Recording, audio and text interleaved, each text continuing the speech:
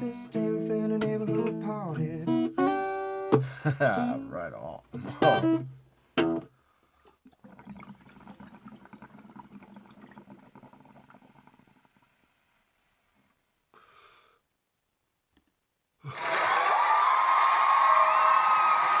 Welcome to Thoughts Off the Stem. I'm Justin Barone, and today we're still smoking orange juice. I'm trying to get rid of it. There's so much of it. I know it's been a lot of weeks of me smoking orange juice by 1964, which is a cured live resin. A cured resin. I think it's cured. Yeah, cured resin. It is 83.5%, 4.17% terps, which is good. It's nice and tasty. Tastes a little orangey. Tastes a little juicy. Tastes good. So also today, we're going to smoke pre-roll of, let's see here, East Coast Danks by MTL Cannabis. It's 29% with, it tells me how many terps are in here too. Let's see. 6.62% terps. And the dominant terps are limonene, caryophyllene, myrcene, pinene, and terpinolene. Yeah. It's a nice hybrid, if I remember correctly. I haven't smoked it in a while, so it should be a fun one to do. Yeah, thank you for joining me, Justin Barone, your friendly neighborhood pothead, on Friday at 4:20 to start your weekend off right. So today I thought what I would talk about is what it's like to be a bud tender, but not in the way that I've talked about it before. I've talked about like some pretty, questionable customer interactions and things like that. I'm going to tell you a couple of the funniest interactions I think I've had, just because, why not? It's fun to do that. But basically, the one thing that I don't think a lot of people realize, especially when they're trying to get into this industry, because let's be honest, in Canada, getting in at the retail level is probably the easiest way in right now. You can become a bud tender, then you can meet a lot of people within the industry, and then you can move from company to company, essentially, try until you find your kind of spot. So there's a couple things that come along with being a bud tender and being a good bud tender that I think a lot of people don't really understand, because most of the time, customers that come in, they treat us a lot like bartenders, which is hence the name bud tender, right? You get the stereotypical dude comes to the bar and he starts unloading all his problems on the bartender, and the bartender is sort of like what do you call it? Like a wealth of wisdom.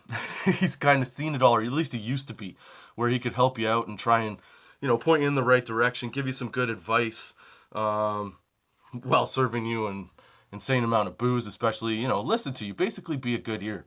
And I think that a lot of people treat bud tenders like that, which is kind of funny because realistically you're in retail. You're in a retail shop. You wouldn't go to Walmart and start telling your Walmart employees all the crazy shit that's going on in your life. But for some reason, as a bud tender in the marijuana industry in Canada, at least in the retail in the shop that I work in, you see a lot of people who just unload their shit on you for no apparent reason while they're buying weed. It's like weed is the catalyst to just barf out everything that's happening and go on and on. But I kind of also get it. And the reason that I kind of also get it is because that's what people are used to. Weed is so new in the what's it called? Recreational purchase and use of marijuana in a retail space is a very new development, right? So a lot of people are used to going into their buddy's garage or their plug's garage, who at some point you had to meet, right? Like it couldn't just be your plug was never somebody you just met on the street. You met him through a guy who knew a guy, and then that guy, the middleman guy, would take you to his dealer, and then that guy would become friends with you, and then he would be your dealer now. That's how the black market kind of worked. And yeah, so you're used to coming in, and okay, so let's explain the black market a little bit, and in terms of how it used to be. So, and in places where this isn't legal, obviously you'll understand this because you're probably still doing it. But it used to be, if you wanted some weed, you'd have to find a way to ask around and see who had weed, right? And then one of your buddies would introduce you to somebody else and take you over there. A lot of the times you'd be going over to a dude's basement or garage or whatever to pick up whatever kind of weed they had. And trust me, it was hit and miss. There was no like, oh, this will be this and that'll be that. It was, well, this is good and this one's not, you know? And then depending on price, you'd pick based on price and based on effects, I guess. But it was very rare to have something that you knew what the name of it was, or even more rare to have something that was consistent, right? Because it would be like hit and miss, because it would be the guy's homegrown, or it would be something he picked up from another person or whatever. Anyway, so that is what people are used to. They're used to going into like some guy's basement or garage, having to hang out for like a half hour because they didn't want their neighbors seeing people coming in and out in a high volume of traffic to their side door or to their garage. So you'd have to hang out for a bit, maybe have a beer, maybe smoke one before you left, just to maintain that element of, oh, we're buddies. We're not doing nefarious shit. You know what I'm saying? So I think that when people come into a retail pot shop, they have the same intention. Like they feel like they have to be there and they have to have a conversation with you and they have to do things, stick around for a little bit of time. And it's always funny to me because on the budtender's end of it, in some cases, it's a business, right? So like you're being told, hey, you got to hustle these people through. Like you got to make more transactions. You got to make people buy more per transaction. You have to, we don't want people lingering around and sticking around. We want people moving through the shop. So you're trying to do all these things. You're trying to, as a bud tender, you're trying to maintain and build some kind of rapport, just as if the dude was coming in to the basement or to the garage or whatever, right? But doing it in a smaller amount of time and also educating people. Because a lot of people that come in, especially like the older generation, when they come in now, they don't really know. They don't know what they're looking for. They heard from a friend of a friend that this kind of oil or smoke or concentrate, edible, whatever, will help them with this or with that, right? Whatever ailment they have, they've heard from someone else that they use, let's say, CBD drops, and they feel great all the time because they can use them all day and they don't get high. So then they come into you and they barf out everything that's wrong with them, which in that case I understand, because they have to tell you what's wrong so that you can be like, this might work for you, that might work for you. We're not doctors. We're not trying to tell you for sure this is going to work, but we do our best to, help you find the thing that's going to alleviate some of your discomfort if that's what you're in the shop for. Then the other part of it is people that just want to get fucking high, and you have to help them find something that's going to get them to the place they want to be. So you as a bud tender or as like a retail shop worker, you have to do your best to, again, build rapport really quickly. You have to inform people really quickly. You have to move through a transaction and add up, upsell if you can.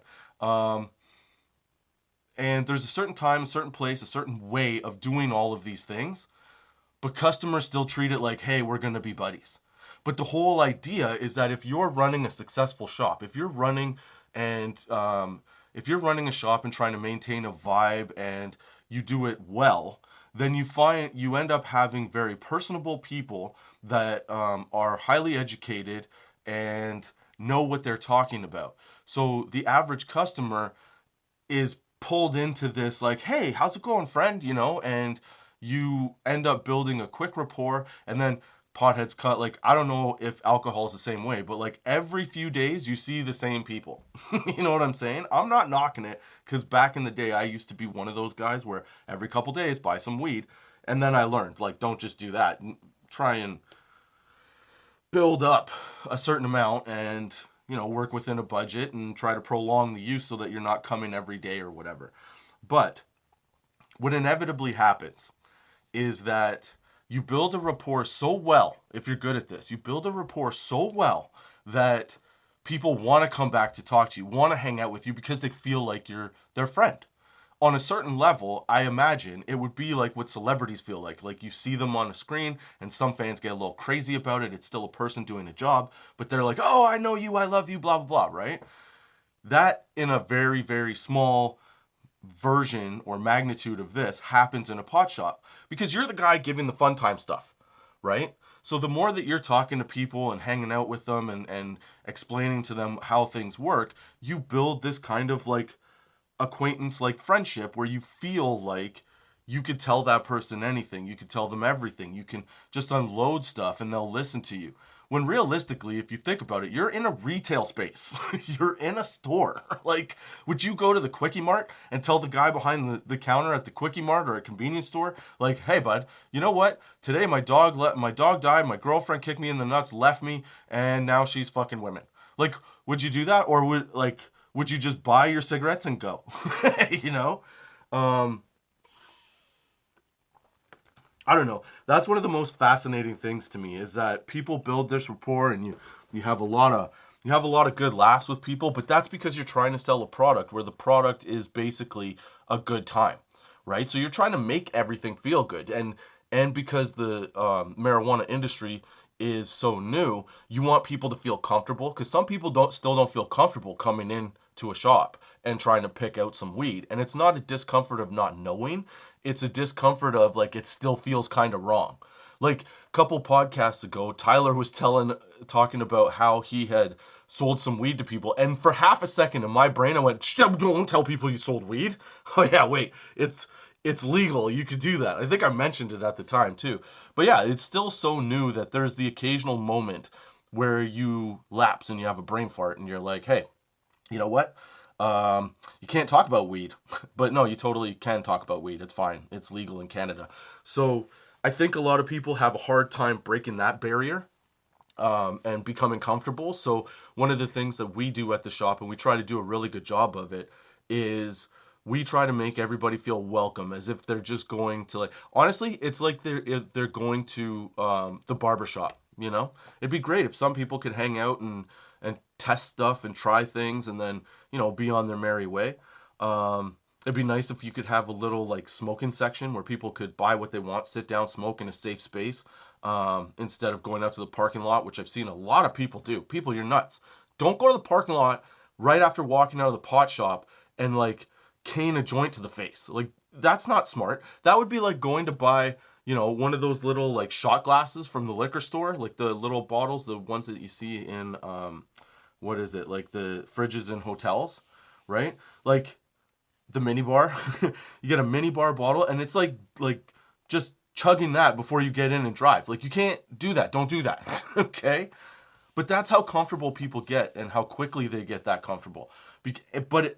Because they come in, they want to talk about all the shit that's going on in their lives, which is fine. I get it. Like, I'll listen to you. But if the shop is busy, like, you got to just buy your stuff and go. You know what I mean? Not because I don't want to hear from you and I don't want to talk to you, but more so because there's other people and you can't monopolize all their time. So there's a little bit of a disconnect on the customer's end. They're still learning, I guess, the groove of how this whole thing should really work. Because you're so, I gotta stop saying I just noticed I say a lot. Because you've been used to doing it a certain way for so long. And even some people now, they've still been buying off the black market. So like, they're in that space still of, I have to have this conversation. I have to stick around. I don't know. It feels weird to just grab and leave because I'm used to just having to stay and hang out with people. But is it really that weird? Because the weirder side of it is you go to your buddy's house, pick up some weed, and you have to hang out with his kids for like a half an hour. Like, I'm sorry. I have kids. I don't want to do that. I don't want to go to your garage, pick up some weed, smoke a joint, think, okay, I'll hang out for a couple hours. Sometimes I don't even want to do that. I just want to buy a joint and I want to leave. That's how I wanted to do it, but you can't because you don't want to screw the other person. Otherwise you have no connect anymore. But people have brought that style of operation to the pot shop because I think it feels like weird to them. I also don't think that people really understand the type of personalities that we get in the weed industry. Like, sure, alcohol, you get some weirdos, I'm sure. But it's not on this level, because at a liquor store or a beer store, you're not walking somebody around the store showing them all the different types of beer and how they'll affect you and all this stuff. You're not having that conversation. People are lining up, telling you what they want, and it's being rolled out of the back, or you're picking it off a shelf and doing your own thing. So the big difference with like being at a pot shop and trying to be a good bud tender or manager or whatever, you end up having to control a lot of the situations, because you're having to give out a lot of information all at one time. And you have to make it coherent, you have to make it succinct, and you have to make sure that the person that's receiving it really understands it. So sometimes the interaction takes longer, but if you're doing that and then somebody interjects all of the things that are going on in your life, that conversation goes from 5 minutes, which to me is relatively acceptable when you're trying to help somebody with an actual issue, to now it's like it could be a half an hour. I've had people in the shop for 45 minutes just going over every little product and telling you why that product won't work and why this and why that and why whatever. Like, sometimes as a customer, you need to just walk into the store, tell the people what you need, and let them figure it out, instead of trying to push it in a direction that you want to go. A lot of people do that. They'll say that, oh, they can't smoke this because of this reason, or they've tried that and it didn't work, and blah, blah, blah. A lot of the times I think that things don't work for people is it's psychological. You're expecting something different than what you're getting. And that's like one of the toughest sort of sells to get over on somebody, like to get past for somebody, for a customer, for sure, because they're dead set on it. I've got people that say like THC percentage is the only percentage that matters, and if it's below this number, then my brain goes, nope, I can't smoke it. Like, you have to change that. You have to try and flip that, because there's a lot of different levels. It's not so much about all the numbers on the package. It's more so about the cultivation, the strain, how your body works, what's going on with your body. If you're high anxiety, you don't want to smoke a sativa. It'll just amp up that anxiety, and it'll make you feel as if you're not high. That's what will happen, because you're already amped up. If your anxiety is up, try like a hybrid leaning indica or a straight indica, because that'll bring that anxiety down and it'll calm you out. And then you're like, oh, I'm fucking high. But there's also sativas, like hybrid leaning sativas, that can give you the sativa high and the energy, but also give you a nice body buzz calming effect. And you just have to try things. You have to be open-minded. You have to be willing to listen, which I think a lot of people aren't willing to listen. And it's not the people that are looking for help most of the time.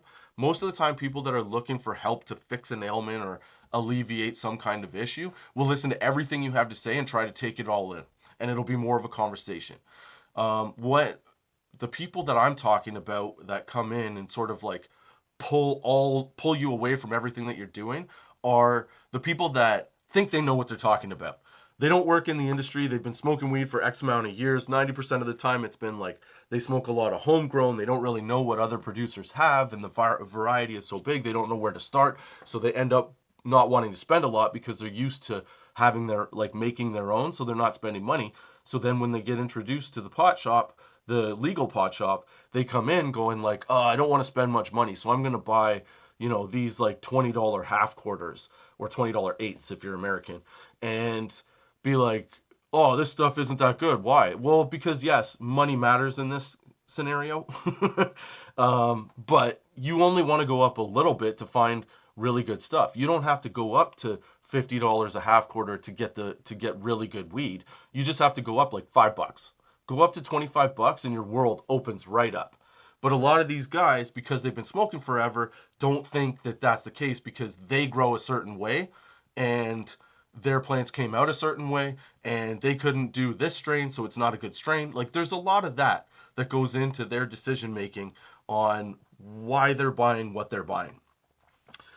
That's our job. That's where we come in to be like, hey, don't do that. Maybe up your buy by like $5, and you'll see a massive difference in that price range. The $20 to $25 range is probably the biggest jump. like hands down. So these guys the few guys that come in that really think they know what they're doing, will pick out one strain of weed, and that will be their weed. You can't tell them anything else. You can't offer them anything else. Anything that you tell them, they just talk over you, interrupt you. I've had guys standing across from me telling me all the shit they know, and I'm listening to them, and they're wrong, completely wrong. And they tell you everything, then they ask you, like, okay, so what's good? And you tell them. By the time you start telling them, they're interrupting you already, telling you what they know about that strain. Like, why ask, dude? Okay? And then they'll go on talking about how their cousin's brother's sister's mother had that strain one time when she was younger, and it was supposed to do this and it didn't do that, and blah, blah, blah. Like, I don't care. I'm sorry, but I don't give a shit. You want to get a certain way, I know the things that will make you be that way. So allow me to do my job and answer your question. Don't fucking rapid fire 50 questions at me. That's ridiculous, dude. Those are the types of people that drive a budtender nuts. And those are the people that will drive a budtender to be like, just get that, you know, because we're fed up with you. Like, we're not trying to be assholes, but you have to remember that when you're coming into a shop, ideally, and I know not every shop is like this, we'll talk about that in a second, but ideally, the shop that you come into, all of the people are highly educated on what they're trying to sell you. Right? And then, like I've said before in podcasts, it's like a team. Your business is a team. So everybody plays their position. Everybody has different, all the budtenders and supervisors should have like a different niche that they're good at. Like vape carts, somebody knows them really well, or a couple people know those. A couple people know concentrates. A lot of people know pre-rolls. Like you have your positions, right? And then the managers should know all the stuff and what's comparable, what's the best, what'll do this, what'll do that. That's just the way it should go. Now, again, not every pot shop is like that. Not every budtender cares, and not every management team is great. Okay? But that should be the focus and the idea of how to run the shop. As a consumer, you hopefully, at least if you come to our shop, if you come in, you should have full faith in whatever you tell me you want. I will find the best thing to give you that. And it won't necessarily break the bank. I'm just telling you what's the best. And then I normally give people about 5 options, okay? So if they come in saying, I want flour at this percentage with this amount of terps costing this much money, and I want this to be my end result, I want to feel like this, what do you got? I'll turn around and go, okay, well, I know you want to spend this, but how about this? So I'll give them an expensive one that I think is good. I'll give them, and then go down, right? I'll give them an expensive one, a little less expensive, a middle of the road, something on the more economically friendly end, and then something that is just bargain, right? I generally try to stay away from the bargain part of it, just because that shit's not good, dude. Like, you'll buy bargain weed for like $20, and you'll be back tomorrow because you smoked the whole thing, and you'll be like, dude, this stuff's amazing, it got me so high. But like, it might have got you high, and it might be new to you, but it's bad. That's why you're back already. Whereas if you had, instead of buying the bargain stuff, you had gone up that $5 to like $25, then you would still be smoking that today. I would have seen you tomorrow. You know what I mean? Like, there's steps.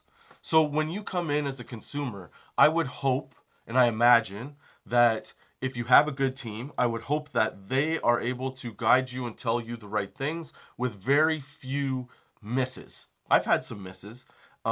In telling people, oh, I think you like this, I think you will like this, or I think you'll like that. But I own that shit, and then I move on. Which means that ultimately, a lot of people come in to get my recommendations, which is awesome, because I love it when people I love it when people like my recommendations. I love it when people come into the shop and go, you got me super high, or you fixed the thing that was bothering me. Then help me do this. What else can I try? And then I go through all this stuff. Like, that is the absolute fucking best. The most frustrating thing is when you have a shop full of people and somebody is just going on and on about what happened in their day. And again, like I said, I have sympathy, okay? I will listen to you if I can.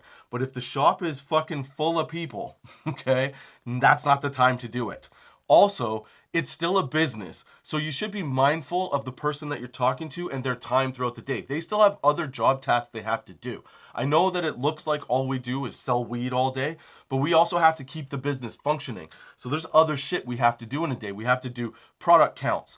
We have to product counts. We have to do full inventory counts. Like, we have to maintain this business. We can't be wrong. We have to be accurate, So yeah, just be mindful of that. It's kind of ridiculous to think that your budtender is your bartender, because a bartender, he's there, but like, all his duties aside from serving people generally come at the end of the night. Okay, a budtender is working a retail shop, right?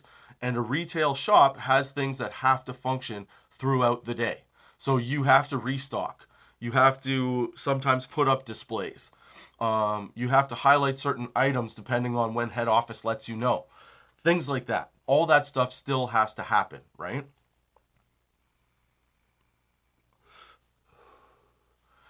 So when you come in as a customer, just be mindful that the person that you're hijacking for 45 minutes might have other shit they have to do.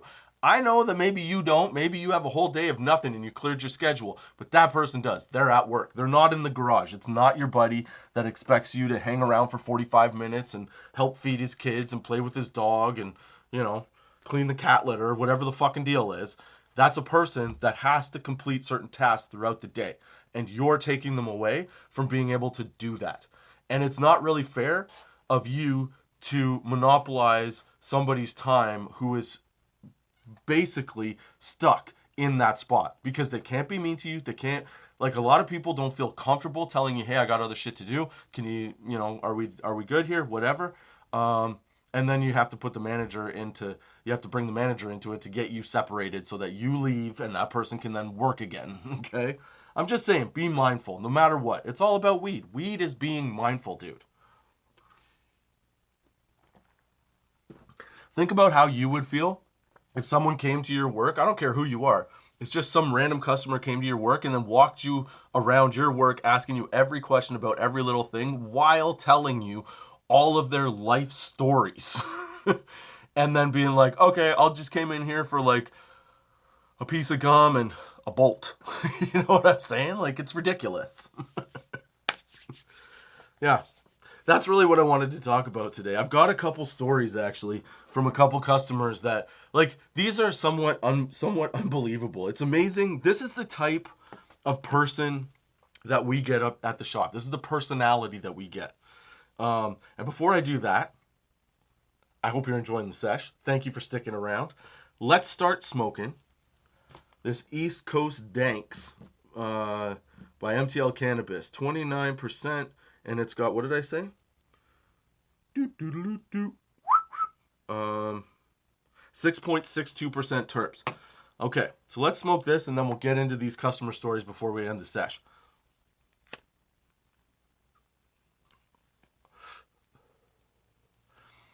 Ooh. So the first thing I'm going to tell you about this, because I gotta do a little review, right? This stuff, when you pull it out of the package, is stanky. It's the type of weed that I've been talking about for a while, where if you smell it, your body goes, I want to eat it. That's the best. I love that shit. It's stanky like a skunk. Not too skunky. But it's got that like earthy skunk mixture smell. Like a hash smell almost. It's really good.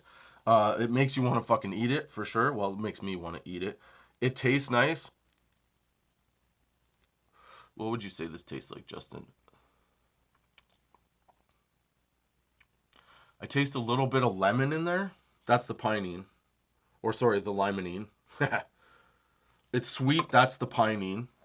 Caryophyllene gives it a little bit of a body buzz. I didn't roll a huge one today because it's just me and I didn't know how long this whole sesh would go. But yeah, this one's good. I like this weed.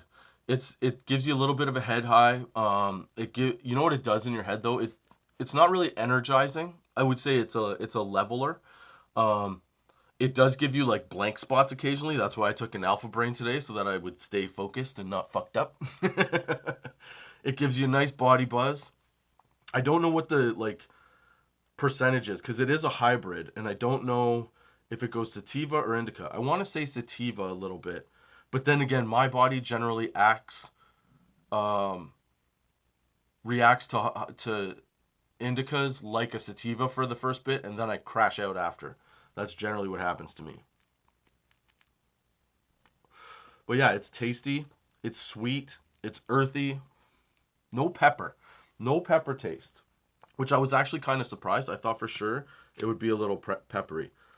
Let's see, hold on, does it have the lineage? Did I say that? I don't think I did. Lineage, does it tell me? Oh, so I'm totally wrong. It's an indica. It's the first thing it says on the back of the package. Grape gas and...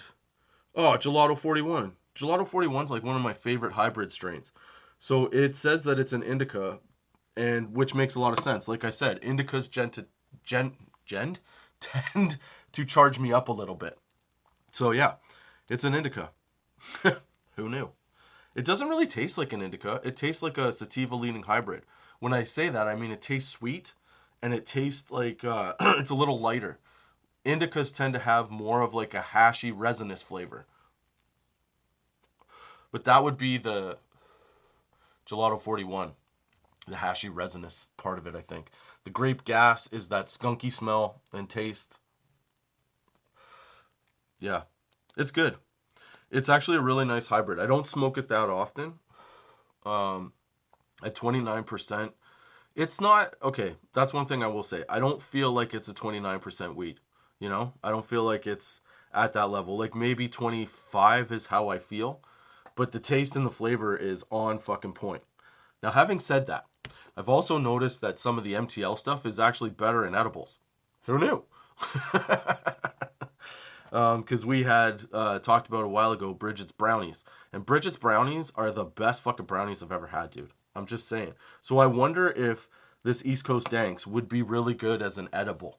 Probably maybe a brownie or a cookie, a chocolate chip cookie. Yep, that would be delicious. But yeah, it's a nice smoke. If you're looking for like a midday high or even late afternoon, because it hits you slightly behind the eyes, more in the body. It's a full-on relaxer. My mind is going, but it will have some blank spots eventually, because that's just what this shit does.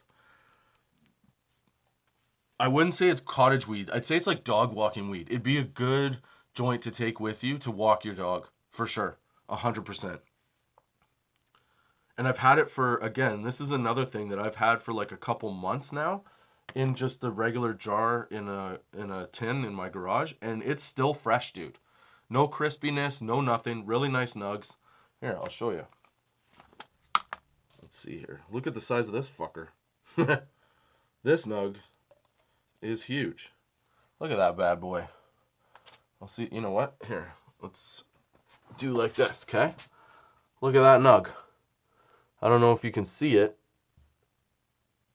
but it's a really nice, I think it's a really nice nug. Anyway, yeah, that's East Coast Danks by MTL Cannabis. Dude, it is delicious. It's really nice. No real cough. I'm getting a little coffee flavor, but that's just because I had coffee earlier, I think. Yeah. Okay. So my review on that is bueno. Worth a try. Next time you go to walk your dog, get an East Coast Danks, either pre-roll or get some nug and buy it and bud it up. It's a good social weed too. Like relaxed. Again, so you know what? Something good to take away the anxiety. Yep, that's right. You know what though? It is making me fidgety with the orange juice from 1964 from the beginning of the show. Yep. Little bit fidgety. I don't know. It's mixing kind of well. I don't feel too like, wow. Okay, before we go, let me tell you a couple stories about some dudes that came into the shop. Since we were talking about, I guess, like pot shop etiquette, really. there's a couple things that, like I said, as a customer, you should realize. Like, bud tenders are trying to help you. Ideally, they're educated. If they're not, don't go to that shop anymore. Find the shop that has the educated bud tenders in your town, because that's what you want. You don't want kids that are just there to get free weed or weed at a discount. You want people that actually find this shit interesting and listen to them, dude. We know what we're talking about. We are still in your position, and we're in the industry now.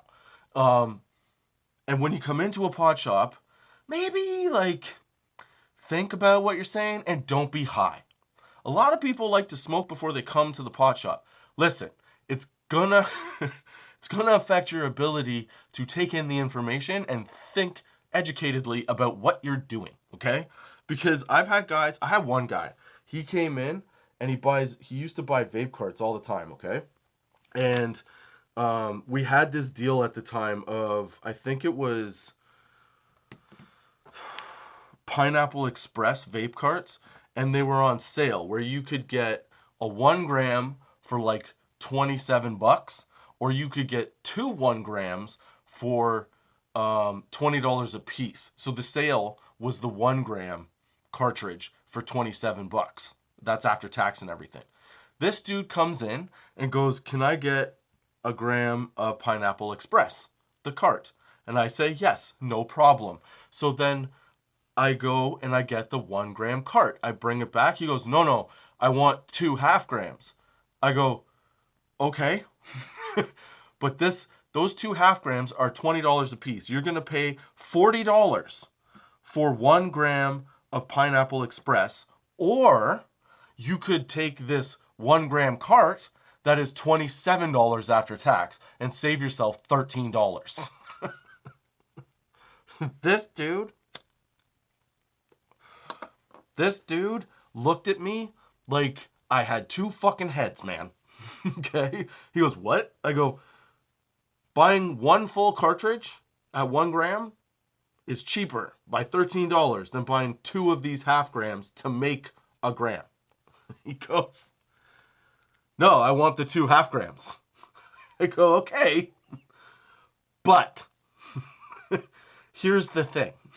You could save $13 and have the same amount of weed." Okay? "No, I know, but I have $40. Okay, I understand that. This will mean you have $13 at the end." "No, but I want the 2 half grams." "Okay, man." And then I just sold him the 2 half grams. Like, that's what we deal with. Don't get high before you come to the shop. Think about what you're going to do. If you can't remember, write it down. We'll let you take pictures of the things that you buy so that you remember for next time. Or if there's something you're interested in, so you remember for next time. Just use a little bit of thought in this, okay? I've had a guy come in. He was literally buying, like at the counter, buying his weed. I'm punching the amount of money, like the product into the till, and I scan the product, it comes up. As it comes up, this dude just starts rapping. He's staring at his phone, and he's reading, "I was down in the corner with the block. You could do it, and I do it because I shot.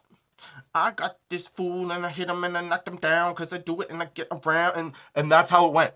That wasn't the words. That was not his song. But, like, that was how it went. Okay? Right in the middle of, "So your order is $16.95, sir." "I know it is. I like it. I like to smoke the weed and go home." Like, that's what it was, dude. And then he asked me, "Hey, can I just rap this verse for you?" And, of course, me being the type of person that I am, I'm like, "Of course you can. I have to see this." So he raps it for me, okay?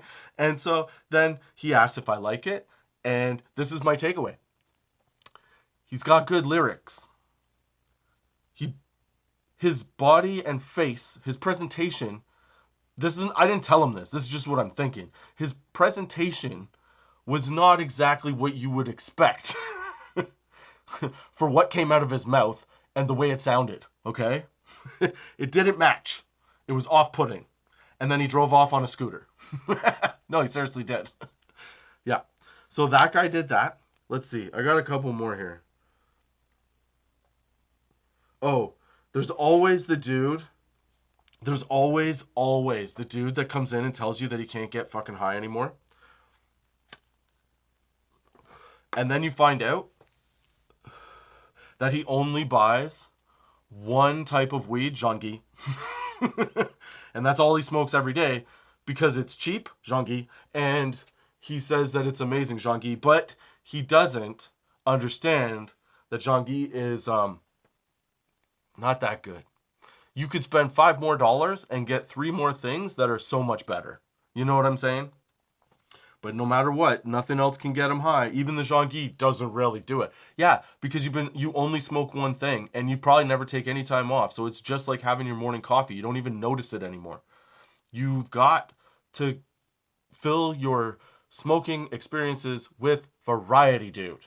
Variety. But yet, nope, I can't get high, but they won't ever try anything else. Get the fuck out of here. Listen to your bud tender. If your bud tender screws up, go to a different shop. Find a shop that you know is good and gives you good information. You'll know pretty quick, trust me. And then there's always the guy. That's why you go to a new shop, because if you become the guy that's annoying, there's the guy that's always like, what's new today, guys? Dude, it's Friday. We got our orders yesterday. It's the same thing as yesterday when we talked to you at 4 p.m. after work. Like, it doesn't change daily. It's not the garage, okay? You can't just go over to your buddy's house and be like, or your buddy's not going to call you and be like, hey, I just picked up some new stuff. Come try it out. We are a pot shop. We are a retail experience, okay? We have what we have until the next day that the order comes. Once a week. That's it. Almost every pot shop, all the pot shops work that way. That's the only way to operate. Okay? So when you run out and you go into the pot shop and you notice that the shelves are bare and you go, oh, so what else do you have in the back? Nothing. There's nothing else in the back. Okay? Everything is out here for you to have because that's the way it has to be. Okay? Understand this. Because there's no... It's retail, dude. Even Walmart runs out of shit. Like, it's easy to sell out of stuff. That's what happens. So there's nothing new every day. There's the same stuff every day once the order comes in. So I understand if you just came in and the order came, what's new? Gotcha. But if I saw you on order day and you asked what was new, we already told you everything that's new. So don't come back tomorrow and be like, what else you got? And then people that come on Tuesday, so what's new from the weekend? Nothing. It's all sold. Everything is sold. Okay? Because people love weed. Yeah, you got to think about it. There's only a 1 day a week delivery. And if you come in multiple times in a week, there's not new stuff every day. It's once a week. And it's closer to the weekends. So anticipate that if your shop gets a delivery on Thursday, most of the good stuff is going to be gone by Sunday. You know, that's just how it works. Now, think about that, okay? That's how it works. You run out of products, okay? I had to explain one time this exact story, this scenario, to a customer. This dude comes in, he goes, hey, can I get a half ounce of pink kush? I go, nope, we're out of pink kush. Sorry, man, at a half ounce. But I can get you, like 2 7-gram bags of pink kush. Yeah, sure, I'll do that. Okay. So I go get the 7-gram bags and I bring them out and I ring them up. Okay. Now the half ounce bag, after tax and everything, would have been cheaper, but we were out of it. So we only have 2 7-gram bags. Okay. So I have to charge him for both bags. Now those bags, because it's less, are a little more expensive. And I ring him up and he goes, wait, this is more expensive than the half ounce. I go, yeah, because you're buying less. And he goes, yeah, but I wanted the half ounce. I go, I know, but we're out of the half ounce. He goes, but you're charging me more for the thing that I want because you don't have it. You should be charging me the same price for the half ounces. Or I mean, for the 2 7s. And I go, I understand what you're saying. And I get it. But unfortunately, in this circumstance, we have to sell you this in this fashion. It has to be per bag. That's the price. That's the way it goes. That's the way our head office runs things. So he starts to get a little mad. And don't get me wrong, I get where he's coming from, okay? But he starts to get a little mad.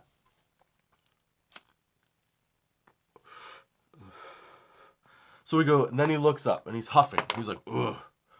He's huffing. And he goes, "But you understand how stupid this is?" And I go, "Look, dude, I told you. I get it. I understand why you're mad, but this is the way I have to do it." And he goes, "But you're making me do this." And I go, "I'm not making you do anything, man. You always have a choice. You don't have to buy these bags." And he looks at me, he goes, "You know what? You're right. I'm going somewhere else." I go, "I'm sorry you feel that way, but okay. Here's the thing." So he leaves in a huff. But here's the thing. You're not going to find those bags anywhere else cheaper. You know? Like, it would end up that if he went somewhere else, he would have been paying the same price as what we would have sold the 2 7s for. He just got a bigger bag, but he got the same amount of thing. You know what I'm saying? Like, you gotta think sometimes, man. I'm just saying. So you have to explain how retail works to people sometimes. I'm pretty sure at one point I even did tell him, like, "Hey, this is how retail works, dude. I don't know if you understand, but we run out of things, and then we sell the things, and people come in and buy the things, and then we don't have any more because we only get a certain amount. We don't have like a giant warehouse in the back. We get packages with like 6 of these things per package, and that's just the way it goes." And do you forget what it was like to go to the fucking garage in the black market to get it? It's the same principle. Okay? It's the exact same principle. You would go in, you'd buy 7 grams of weed for a higher price than you would have for a half ounce of weed, and you would have paid more for a half ounce in general than an ounce. Like, it just, the more you buy, the better deal you get, was kind of the point, right? And that is how it still works in retail. You get a bit of a discount by buying bigger bags, and sometimes those bags run out and you just have to deal with it. I'm sure at some point that'll change, but that won't be until everything sort of gets a little more normalized. But even fucking, like I said, even Walmart runs out of shit, dude. Even Walmart, the biggest stores, they run out of shit. What do? Throw a temper tantrum? Like, "Oh, now I have to buy 4 of these different boxes because you didn't have what I wanted." Or you could wait until they come in and buy the thing you like. Just say it. That's how retail works. So I've said it before and I'll say it again. I think that a lot of people on both sides, budtenders and customers, need to remember that you're in a professional space. You're supposed to take it. You're supposed to work. You know, and treat it like a job. I know you want to hang out, and that would be great if we had those things, but in general, you know, it's not really. It's fun to build a bond, but it's not fun to hold up other customers from getting what they need because you want to tell your story or not understand. And don't get mad at your budtender just because that's the way the business works. There's not much they could do about it, dude. These companies have head offices, and those head offices dictate how things operate, just like any other business. So you have to follow whatever the, operations protocol is. And that's just the way it is. Anyway, those are my thoughts off the stem for this week. I hope you enjoyed the sesh. Thank you for sticking around with me, Justin Barone, your friendly neighborhood podhead on Thoughts Off the Stem. Hope you come back next week at 4:20 on your Friday. On Anchor, Spotify. No Anchor. I keep saying it. See, it's just a habit now. On Spotify, Google Podcasts, Apple Podcasts, I think iTunes, YouTube, Good Pods, Podchaser, Pandora, everywhere you get a podcast. And if you want to find all the links to those places, go to tots420.com and you can find the links. And yeah, that one felt good. It was fun. Hope you enjoyed the sesh. Till next time. Why does it always go out? It always goes out. Until next time, keep your lids low, baby.